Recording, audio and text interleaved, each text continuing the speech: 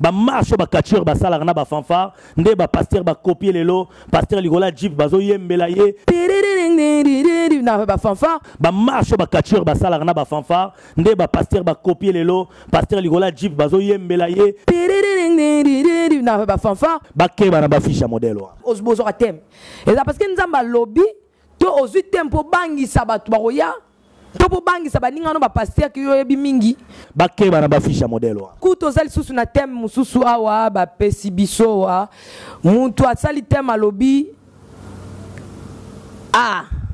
tiana nuboyi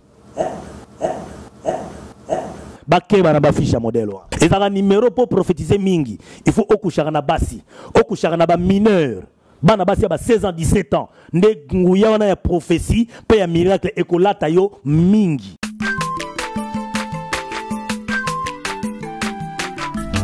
azamwana motote o akosangai abongwa ni pete bo awangata nzambe ya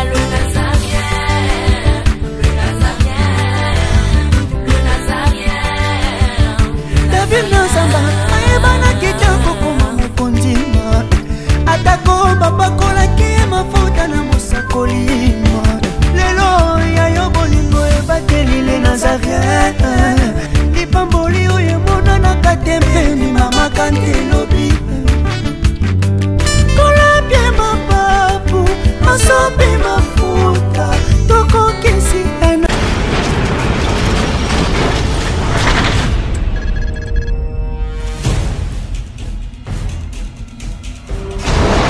Pour vos annonces, vos prédications, vos clips, vos vidéos et autres, il y a qu'une seule adresse. N'hésitez pas à taper www.lesnazareth.com. En ces jours, nous sommes en pleine promotion. Extra matraquage. Olingi promotion ya produit na yo e bana monde entier. Olingi actualité, Olingi visibilité. Contactez les Nazareth. 100% chrétienne, toujours vos amis.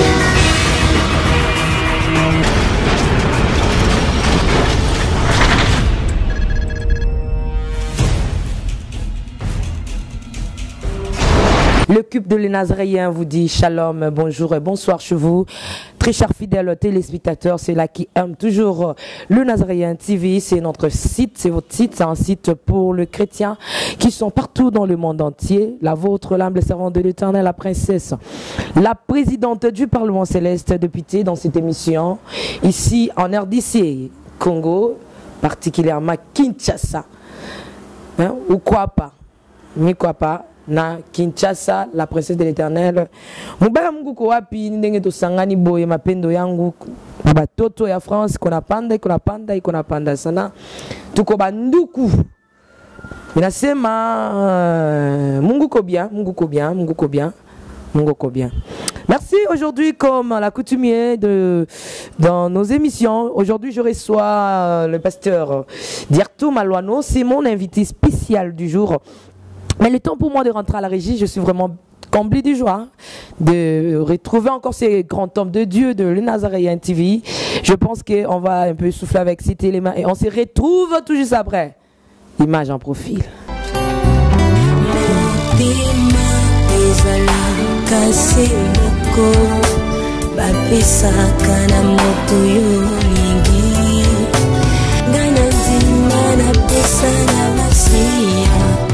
Wazali kitambo kati ya motema ezali ya moto ya oyo moto ekoki kopesa na bonzambe na yo na langwe bolingo na yo elobisinga oyo ozali mpona ngai natali solo ya bato te kasi monene na yo masiya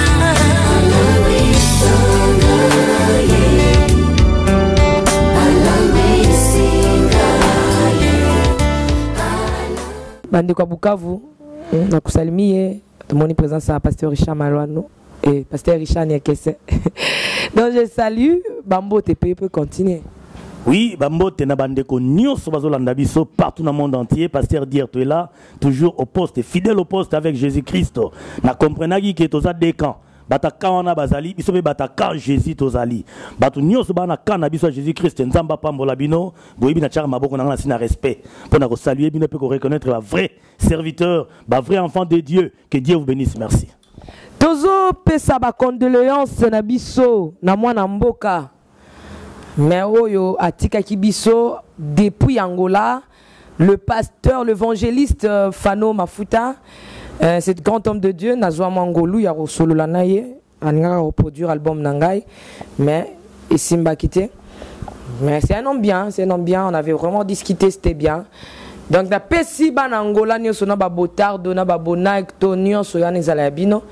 Ce qu'on a complété, au corriger, mais ils ont la kaka yabino. Et puis, corps du Christ, na Angola, tous un abino de cœur, donc, et surtout l'église de l'homme de Dieu, l'évangéliste Fano. C'est un grand homme de Dieu, hein, c'est un grand homme de Dieu au Nzambe. C'est un peu ça, juste à passant. Donc, Toza de cœur, ticket Nzambe Abondi Sabino, pasteur, là c'était au nom de l'équipe de Nazaréen. Je ne sais pas s'il y a quelque chose à ajouter. Oui, nous sommes de cœur avec toute la famille, Père de l'homme de Dieu, et puis Bisso, la famille chrétienne, corps du Christ, monde entier. Et ça lui passe ming na motema, nzamba zalokon parce que aza moko oyo, a kene sika mala moto kokuta anaye, azaki moko yanga mona biso, pona yango nzamba zalokumu. Que Dieu soit loué, merci. Que Dieu soit loué, merci. Aujourd'hui dans cette émission, nous allons discuter un peu autour de ces thèmes. On a vu que, bien aimé dans les seigneurs, nous allons discuter autour de ces thèmes. Thèmes. Bolimbisana, ma casse na chapeau na ngaya mboka na lingi Congo trop. Soki ka Congo lingo koya, fona simba on peut même soit lingi Congo koya. Tozanga Congo menga lingi Congo koya te. Merci donc nous allons discuter autour de ces thèmes. Thèmes. Ndé yango to solo la lelo autour de ces thèmes, thèmes. Ya on est au solo la pasteur Dierto et sali on ndengeni to solo sur ba thème. Ba thème o botiaka na ba fiche. Na ba fichette. Na ba fichage. C'est un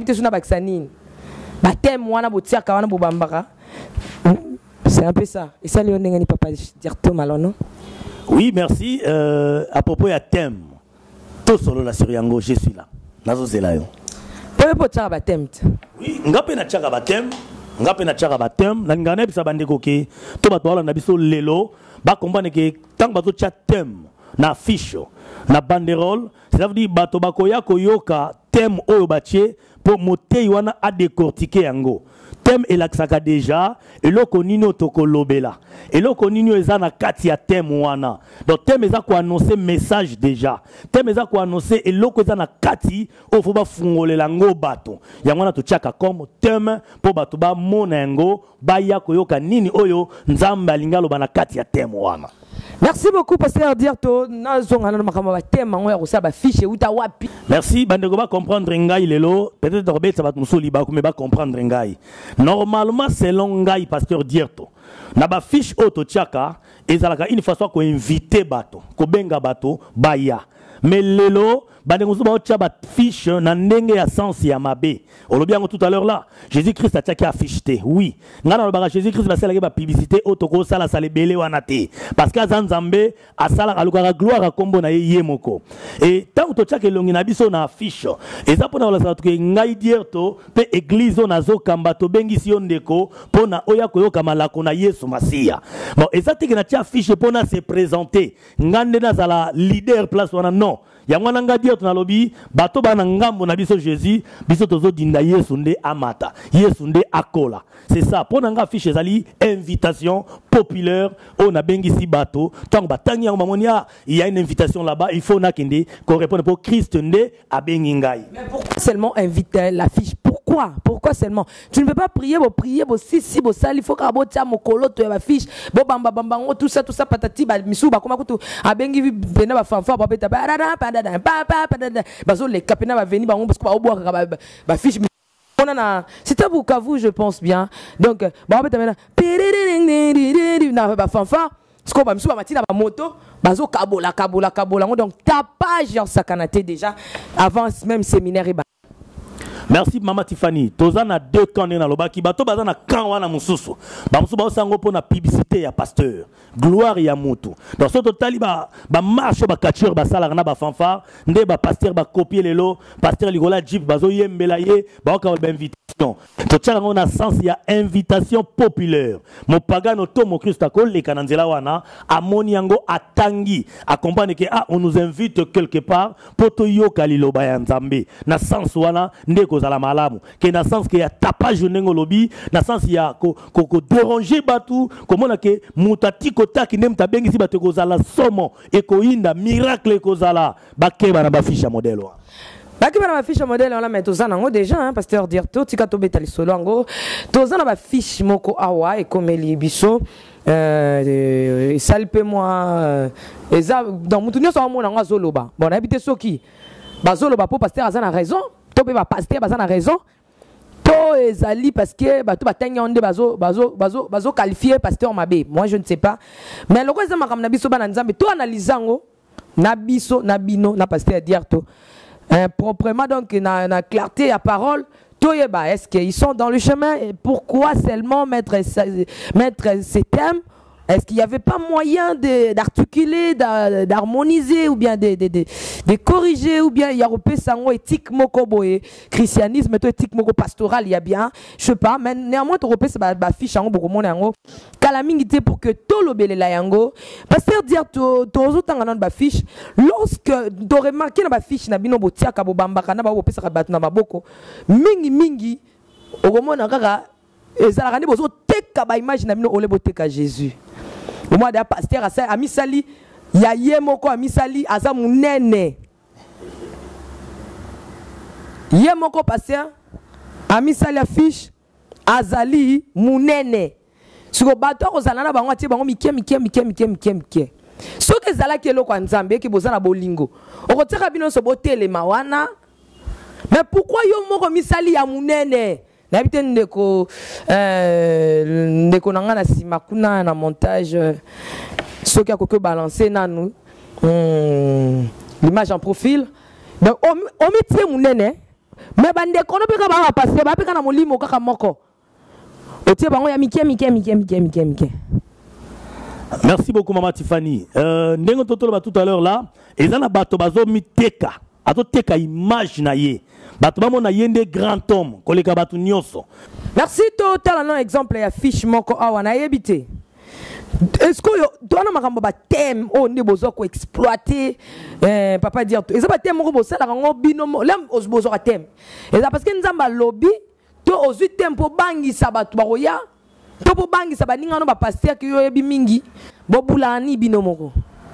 Mama Tiffany lelo na catégorie ba serviteur tozale na katia mondo ezala bayembi batei batono so ba osela nzambe mingi baza inspiré par Nzambe ba musu baza na bango inspiré par Nzambe te avant di a raisonner albi pour influencer bato pour attirer bato vers nga pour la sabon ke nga naza somo to tia thème oyo tant ba ko monango e ko lengisa bango tant ba ko monango e ba ko za la influencer et au moment bato mususu il y a des églises moi je confirme bakanga bandimi na otage spirituel alors ata ba tiele bango ba thème eza nango importante inspiration ezate ça montre pas qu'il y a divinité Jésus-Christ na témoana bato bakokende kaka na lombangu bato bakokeka na lombangu nazana thème moko awa tozui yango moi débat na Facebook tozui yango pasteur Dirto pe akomeli biso na yango nako yango thème wana je ne sais pas si on peut déjà lancer prix d'une femme de vierge thème ya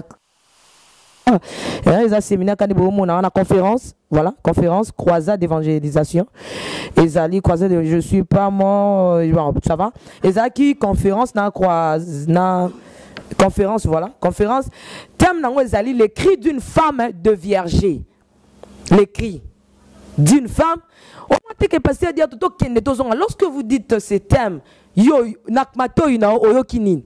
Le cri d'une femme de vierge. Déjà merci na sala ko la nazana pasteur te naza parent on a na bana. Voilà. La routine bana ba kende okabilo ka parce que je sens déjà les sanités na matoi nanga. Insalté netini Soto, non qui salité. Quand une femme qui est en train d'être déviergée azo ganga. Alors pasteur a décortiqué nini il parle là.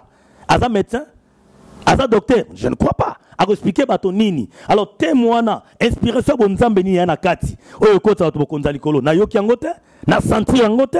Je vois pas le Saint-Esprit na témoina. Crie à moi so bazo dévierger ye. Alinga lo banabiso nini.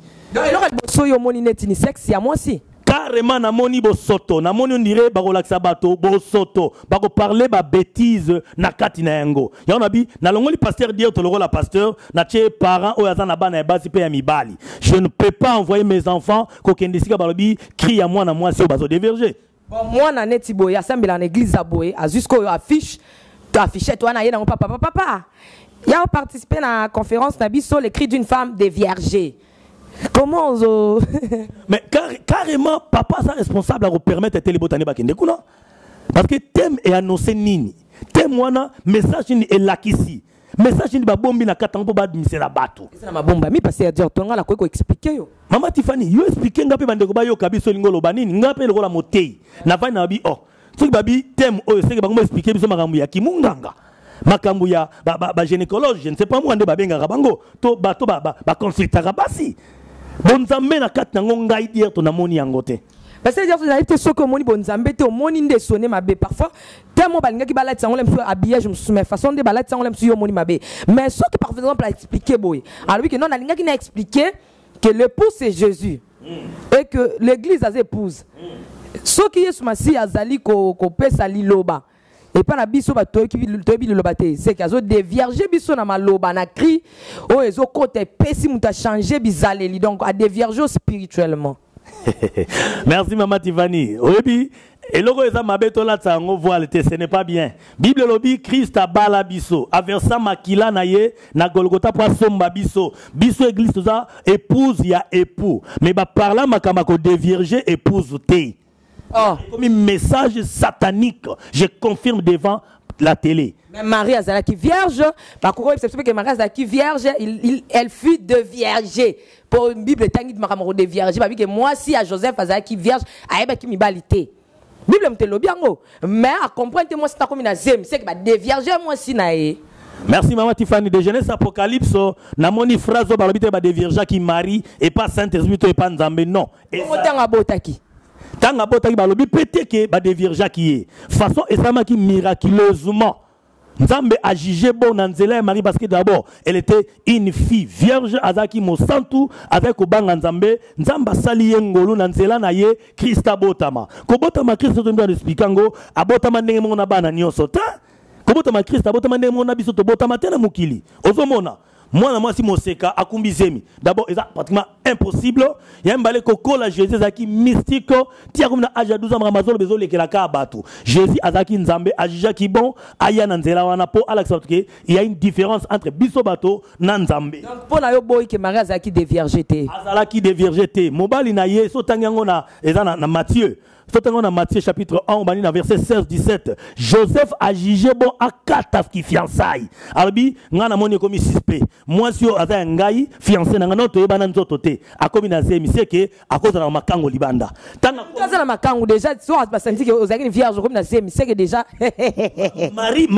Joseph a pensé que Marie azaki na makango. Nzoka tango alali Saint-Esprit nzamba tindi ange. Alobana ye koboya Marie te zoye na libala pour moi no ya memina libumuna nzambe a jugé bon atika mokili a ko sauver peuple naie. Donc c'était comme ça Marie ba de virginité Marie tambola ki na bakango te pour le pasteur c'est le thème que crie à monto bazo de virgin bande ko boke bana ba thème déjà quand on est na obiboy na ozonga na église et pas na bisa bana na ngai ya église ceux qui ba pesi invitation avant que les séminaires et pas batum suzu la kisanga et na batum suzu na pexanga ba kenda sous invitation te. Ah, voilà pour battre la bandimité. Nkolo a pesé sur bampate to battre bango ti mukolo bampate ko to présenter bango. Alors non permettre te pato na zone yo kwamela. Na olanda na bango na suivi ko priaka po na bango motomo ka teba temene ya buzoba modelo yo bana na nga église ba kendaka ko yoka ba bêtise. Bango ba pengu sa batu bango wana. Merci Bakri à moi la moi so aussi ayebi mibali. Tolo bango bongo na lingala pour na français à moi propre. Yoka no thème. Merci. Toza makasi toko ta contact na pasteur. Oyo aya na ko expliquer biso po na moni na meki to expliquer na pasteur dire to sala biso débat. To ya ko kota na débat na likambo etali biso te inspiration nzamba pesaki na prophète na ye. Toujours le prophète, toujours le prophète, toujours le prophète. Problématique. Balou là ba problème ba prophète. C'est problématique maman. Merci, nous avons encore un homme de Dieu, toujours prophète, toujours prophète. Alobi que thème ya makambo rozala nangoe. Hein? Donc la nuit des filles. Ba rozala na butu moko ya ba défi, wa to boité. Mais place au biso to moni, eza moi iki, les 5 choses que Dieu n'a jamais vues. Biloko mitani nzamba mona nante nzamba akela likola kela mabela kela nyonso tout a été fait par lui, créé par lui, pour lui. C'est quoi ça biloko mo 5 amonate Amativani oyebi nzambo yo même Satan nzamba yebi lifelo nzamba mtezi Satan bi onovana na lifelo. Nebite mutakela ngai moto eza nzambe biloko 5 nzamba yebite nzamba za mai babombela ngai yebite te mais amonate vu faut le parler français bien vu. Donc il y a 5 choses que Dieu n'a jamais zana talango le sous bien hein, image en profil PC la bison pena bimamune nabi Dieu n'a jamais 5 choses que Dieu n'a jamais vu.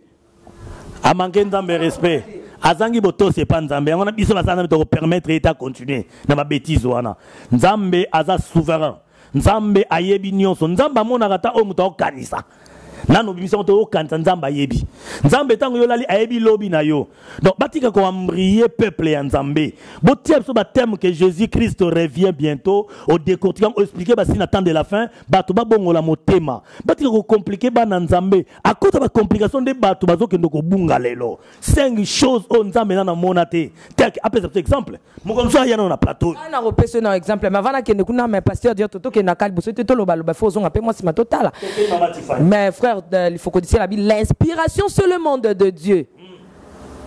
Ce qui prophète X oyo nengo mona ya pa komi mo type na 5 il a été inspiré par Dieu pour la nini yo mutu tout ni été au jijang mbala mo za mabe nem su nzamba solo neke na mona lo boite na mona lo boite na mona lo boite. Mama Tiffany nzambe na Congo azaka na mosala nzambe moko te prophète wana non biso nyonso to vandi lelo toza basali ya nzambe nzamba ko sala comploter na prophète moko atiki basali mususu non nzamba za ndenge wana te soki inspiré eloko c'est que biso en tant que ba serviteur yo za prophète biso ba pasteur ba évangéliste ba docteur ba apôtre il faut tout comprendre que c'est inspiration en nzambe to bitango mise eloko mo inspiration en nzambe même nous qui sommes des serviteurs toza la convaincus na eloko yo lobi mais eloko yo lobi bisa to mona ke oh exact flou na miso en nzambe eza flou na miso na biso ba serviteur pe na ba mpato tozo kamba to apuyango ndenge nini. Moi, je ne suis pas là pour combattre bateau, mais je suis là pour combattre moto nyoso oyo azo égaré peuple ya nzambe. Nanzela na ye akuta na pena dire to. Donc totika et tranquillité. 5 choses nzambe na monate na mukili bandeko ezate. Nzambe ayebi nyoso na o mutazo kanisa na tango lali avo lota mta ko chondo to yo lota na makambo ko komela lobi ya mabe ya liwa nzamba yebi na bo moto na yo nyoso bolumbu ya moto nzamba yebi yango. 5 choses telles que mais il faut imaginer nyoso ngaza motei na motei il faut imaginer nyoso 5 choses il voulait parler de quoi alinga lobanini elo nzamba yebi moi cité oh namta kela moi si tant alalti moi la bimisi moi li utamona kate ba okela moi si nzamba alalti moi la bimisi mopandi ayiko kela moi si donc mutaboza mona moi c'est nzambe. Merci beaucoup, merci beaucoup. Donc toujours le prophète. Toujours le prophète. Problématique. Alors le meilleur alors yes, il quoi contredire non. Le meilleur ne sort pas de la poussière. Biloko akitoko. Et bimala on a poutoulé na poussière. Donc, à nier que bateau tout en nzamba le na poussière à tombo l'habité. C'est que nzamba zora mutu côté moko boye à continuer le parcours. Attends la histoire Mephibosheth nzamba zo dans le débat à côté na palais royal. Bethléem, petite ville, on négligeant, on zamba bimisa Christ Jésus. Et biso ba dire toto utawa bi on zamba comme ça to zalelo. Basala nzambe nezo ba na na monde entier. Montant ayebi témoignage à vie na ye. Tango abi que le maire bana dans le néant na poussière té wana e commis faux message. Bandeko, je confirme devant la télé na plateau nazarien qu'il y a des serviteurs oyo ba signer contrat na ba sirène des eaux ba changer bango message lelo. Je confirme na lo bana yebi yango malamu ba changer bango message mama Tiffany ole ba te bango ba ba te bokonza likolo ba te komba Jésus Christ ba pesi bango message musu ko ambrier peuple ya Nzambe. Nzamba zora mutu na putulu na mona na misu nanga en illettré nzamba pamboli na mona na misu nanga mutu aza na famille malonga te nzamba commissaire valeur yasungi libota na ye nzamba zora toujours dans les néants. Exemple David contre Goliath, soki nzamba côté la Goliath mukilenga lo banini ye jaza champion mutamakazi nzamba côté les baonga mukilenga ko ta doute na bitumba wana nzamba côté les mutu aza qui plus faible qui était David pourquoi il sa Goliath. Il voulait montrer aux gens que il est un Dieu qui soutient le faible. Azora mutu aza dans les néants avant-hier parmi les grands. C'est Dieu là. Merci beaucoup. Toujours tozaka na ba fiche wana ya ba thème toujours tozomona ba combo et combien belé. Au moins affiche et tondi samina ba écriture belé. Botala na ba fiche on ngezo zalela ka. Na ba écriture est belé. Pourquoi pas seulement au commentaire blomi balé misa tout autant toya. Siko bozo koma trop tondi si déjà papier mobimba dirait que ozo sale la consommation. Il y a papier wana yo somba qui est zoara écriture donc partout. Montum sou soya ko utilisant oti. Na lobaki na émission les cas en nazarien que bande ko ba koma na commentaire ceux qui ba misale zongi na mboko yo ba pasteur no zona bona ba otika vrai bozana raison oui. Et ça n'a pas pasteur barotika parce que babenga mate bana vision te yangana ba osala mangamba osala bazi église bazi œuvre ndamelo la cop business na ye mais ba pasteur dire to babenga minga je suis sûr que nzamba benga ngai na okoba ko sala ka musala yango moni pasteur a commis ebelé même kombo na commis bi koma ami tombolaka kombo nzambe omona na fiche wana ba commis kombo nzambe te kombo Jésus Christ ba élevé yango te mais yende archinani oyo yende otuntako yamba batu yende l'homme de tikotak yende l'homme de miracle lukuta na bango bokeba na bango to komi na tango suko bible loba bakoya ebele bakoya basiba ye tozo reconnaître bana ba temba to sala na ba prédication na bango na ba vie oyo bazo mener bo sala attention na ba modèle wana bi comment na affiche nyonso ba komi et pesi na ngonzambe lokumute pesa biso invitation to tanga affiche to mona que Jésus Christ a bengisi biso na lieu ya rendez-vous to kende to mona nzambe à travers parole na ye. C'est ce que le peuple de Dieu veut. Toi, on a pas ça dérangement. Merci beaucoup. Tozal sous na thème mususu awa ba pesi biso wa. Muntu asali thème à lobby. Tiana Nuboyi. Donc thème il y a séminaire. Thème toujours qu'un prophète. À lobby thème il y a nini. Il y a croisade il y a conférence naie. Thème nango ezali nazomo nango alobi Tiana Nuboyi. Tiana Nuboyi. Donc c'est un homme de Dieu na Bible. Alobi Tiana Nuboyi.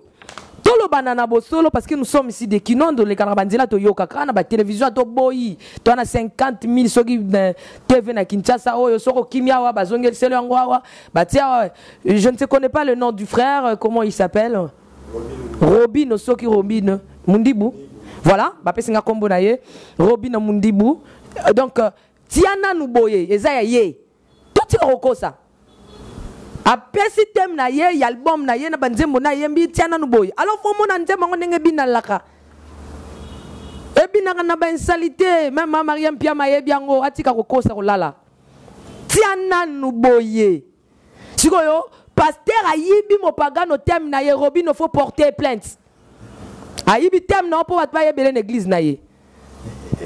Merci maman Tiffany. Oui et c'est ici ma case parce que on a vu tout à l'heure là, comme sans inspiration. Donc, Nzambe mutabenga bangote ba osala musala Nzambe la cop a gagné mbongo, a flatté batou. Ozomona.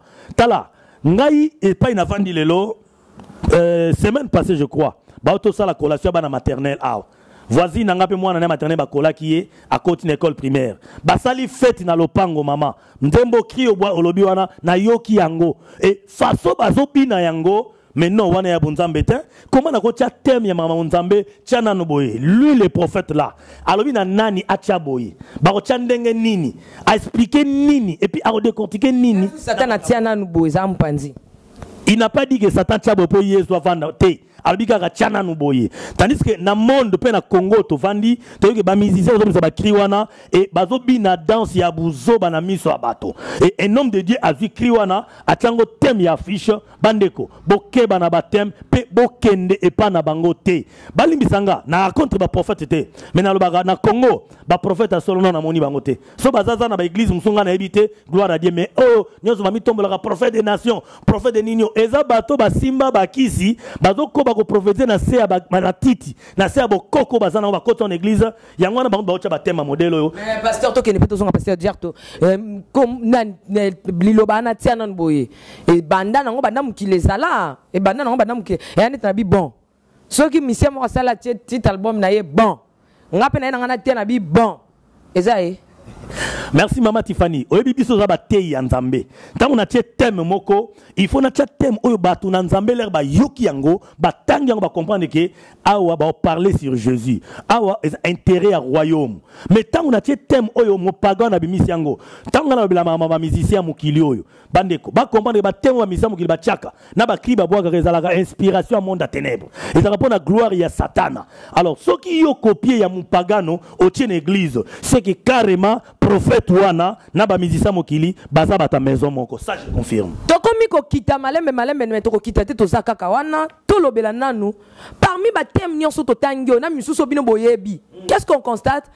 Na kati ya ba fiche na ba thème to na ba fiche ndenge zali bande bandel tisuka fiche au mona kombo Jésus te. Luka malamu. 5 thèmes on a encore ça que même ba fiche ndenge la mer qui brille les eaux la kisawana. Bon, moi, on a mis nos côtés, moi, on comme Jésus, mais comme on a comme même si à moi, si na deuxième poste, non, on a comme moi, si mais comme moi, Jésus a été, même quand tu venu, on va au salut la makambu, comme moi, venir en etiami. Mais comment on t'a reçu la miracle, la makambu, on a boté comme on a été, pasteur dire, beaucoup de musique. Maman Tiffany, bangonde bake musika. Alors biso pe tokotika bangote. Lokola ba osakana na peuple ya Nzambe, biso to ba sali wana ya Nzambe, tokotika bango kimiate. Okomona fiche munene kombo Jésus ezate. Yemoka ti kombo na ye, omona ati kombo ati ilongi ya ye na mwasi na ye, donc église comme propriété privée na ye. Bandeko. Bon comprendre que ce qui affiche ça pour la gloire à Jésus, tout le monde que Jésus Christ au rendez-vous. Jésus Christ t'a invité bato. Bato ba ko ga lobande ya Nzambe. To ko ga hymne national na Congo. Tu as un dialogue en beaucoup de temps, tu as parole ya Nzambe. C'est ça. Ce que moi, je fiche modèle wana bokendete. Tellement bazocha eza ko annoncer déjà que bonzambe kuna eza na yangote. Parce que dire tout est devenu impudique. Ce qu'on a dit, la majorité des thèmes ils ont pesama, ils ont câblé toujours regard y a battu avec sexe, sexe y a moi si. Pourquoi toujours ils ont mis ça peut taux impudicité. Ils ont communiqué pendant pesama taux impudicité na milieu chrétien comme ina 85%, donc il y a comme à 100%. Pourquoi ça, pasteur Dirt? Merci Maman Tiffany, une très bonne question. Nzamba Pambola Yotala. Bande koba comprendre na milieu évangélique pas ba sali ya Nzambe je précise. So bo remarquer impudicité kuti makasi na lobi eza recommandation oyo ba sirène bazo pesa ba eza numéro pour prophétiser mingi. Il faut okushaka na basi, okushaka na ba mineur. Bana basi ba 16 ans 17 ans nde nguya wana ya prophétie pe ya miracle ekolata yo mingi et bande ko ba comprendre il y a des prophètes il y a des pasteurs azo coucher na bande ko tina kata bureau na ye mais libanda kilte zo salaba pozo nguya asala ka miracle et ba fidèle ba kota kuna lokola dia baza aveuglé na kati ya église li patin mo li les ali kona bango bazo mona clarté bande ko ba comprendre ba temo bozo mona ba mabine zo bina na église ba mateo bazo tia lelo bozo bosoto zo salama penser à impudicité na kati na yango Bible loba bo reconnaître biso na ba misa na biso kuna na poto esika bozali ba pasteur na ba prophète boni bakangi bango na basi ya bato ya mabala oui. Mama mususu abotisi mwasi ya bato alibala libala panzani pona yo prophète après le beza mosala Nzambe mais non totika yote Toti Kabinote, merci beaucoup. Pasteur, ce qu'on doit dire, là, bazo tchaka ba thème, il y a ba modèle, il y a impudicité, boyego, la sexe, il y a moi si. Et ça pour ba la ba identité, na bango to ça pour ba luka ba invité msusu ba ko comme loro la bango. To ba même ba tuna public, o ba la ba ya ko la na ba za l'excité. Na ba posa ya nzoto, bozana misala nzoto lo roi tata na bino. Diabolo. Merci maman Tiffany. Yo za moyembi ankolo hein? Muta après ça inspiration nzambe ya nzembo za nkolo nzambo abenga yo moni ba musicien mokili na kina exemple musicien mokili donc ce qui muto ka produire yeto satan nga pesa ba inspiration bazaka obligé na album na bango ba yemba ka ba cri ya demo songolo o asutena kaye ba pasteur ba koti ba maison wana pour ça na ezateke Alex Bato gaza muta maison songolo mais monde wana e recommanda ye baloba na ye il faut élever biso élever tron na biso yango baza obligé bacha batema modelo yo baza obligé na materne abwaka cri ya demo songolo na nzembo de asala danse boye puis na bureau asala impudicité batu ba remarquer musuku taza na bureau te musuku taza na bureau te ye pe na louer hôtel chambre mobimba place akenda ko silisa na ba sœur on a que retraite ye pona retraite chaque mois chaque semaine. Ok, merci. Nous sommes arrivés à la fin de cette émission. Donc, l'impudicité, taux 85%. Bientôt là, on peut se sous affichage comme à 90%. Dangereux côté dans l'église, donc très dangereux. Serpent au pena, bazo ningisa. Merci. To kolobaka kanabasala nzambe oyo. Bisope mutu nyos bochaka fisho yo ezala kwa mutu atie bombo bateka biso ba sombi biso batanga fish et beti biso mwa libaku mais plateau les Nazaréens yango yo so cause une explication claire oye to yamba yo pe pasteur to yamba yo prophète oye na ko expliquer biso po biso na mato ya bomoto to kokite na miso bomoto pe to comité parfois nzama inspira ki yo biso nde to yebite yakana no to solo lango oyo biso tiana nu boy elingo lobani oyo biso les cris d'une femme de vierge est-ce que au moins na place ba de vierge ba fille belé yango yo zo déjà ba cri wana ezalaka ndenge moko topé o de vierge belé oyo bi ba cri wana ndenge mo salela ezanga te makambo ba tem ba pasteur ba tie ngana saka repentition.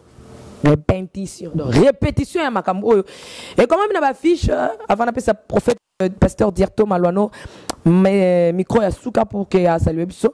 Nous avons répété thème. Oh, thème. Thème, tu vois, donc s'il y a des hommes de Dieu, Balingi va expliquer au peuple de Dieu. On n'a jugé personne. Vous pouvez venir, mais vous avez poussé votre impudicité. Voilà. Donc, tout le temps, on a maman sexe. Même yo mokola ko saki thème wana, je pense que mukola on raisonner avant thème o ken bobeta. Même à ta place obeta saki on mutu wana, alobaki eh pasta. Même à ta bato ba mona ki mutu anlera obeta fiche na eh au passo. Mamni akomio. Je ne sais pas ça qui on a idée soit buzz ou quoi là, mais buzz on pour zoengo pour biso to lingi to mona yo. Tout ça, c'est un peu bien. Parce que nous sommes arrivés à la fin de cette émission. Merci beaucoup. Mais Makambo Lobby est engagé. Hein? Oui, et engagé Ngaï, pasteur Dirto Malouano. Bandeko, Bokeba. Pasteur Ango, vous remarquez, Bango, Oga, Auto Kabwana Mwasinaye. Oga, Anan célibataire. Vous remarquez, yé, à des vierges qui m'ont batamoukié. Bokeba na Bango. On le sait, basi. C'est qui Batouba Zemi. Ana chambre à retraite, yé retraite secrétaire à Zangate. Sala keba. Keba na batuana. Batemo wana ngai dire ton alobi yangote. Bonzambe na kati nango ezate. Nzamba pambo labino, peuple de Dieu, ba fidèle à les Nazariens, pasteur dire toujours fidèle au poste. Bomi tungi satin absence nangai. Je suis en forme et en bonne santé. Nzamba za lokumu. Bakante ba okanga munoko mi ba fungoli su munoko po. Toro toko tika bango te toko loba makambu nyoso. Na o nyoso bozi contrat na ba sirène. To ebibino déjà toro dénoncer bino. Merci toro dénoncer bango numéro rapidement. Merci. Numéro nanga contact ezali plus 243 89 526 94 95 plus 243 89 526 94 95. C'est Pasteur Dierto Malouano. Que Dieu vous bénisse. Que Dieu vous bénisse. Je vous aime beaucoup de l'amour du Christ. Le thème impoli. Le thème impoli. Merci beaucoup. On se retrouve à la fois prochaine. Je vous aime bien. Bana Bukavu. Bana Est. Ciao.